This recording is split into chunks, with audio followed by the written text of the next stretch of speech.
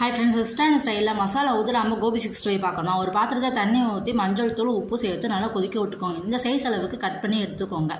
நல்லா கொதிச்சிருச்சுங்க. Stove off பண்ணிடுங்க. Cut பண்ண பீஸாக 3-4 தடவை கழுவி எடுத்து அதை ஃபில்ட்ரு பண்ணி சுடுதண்ணில் போட்டு 2 நிமிஷம் ஊற வச்சு எடுத்துருங்க.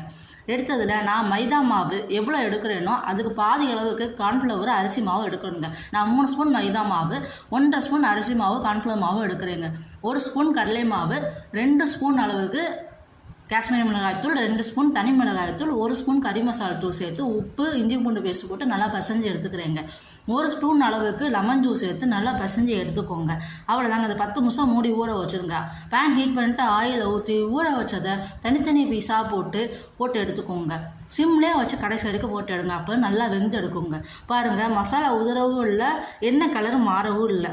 நல்லா அடியில் ஒட்டாமல் தனித்தனியாக உதிரி எவ்வளோ அழகாக சூப்பராக வந்திருக்கு பாருங்கள். அவ்வளோதான், நம்மளோட கோபி 65 ரெடி.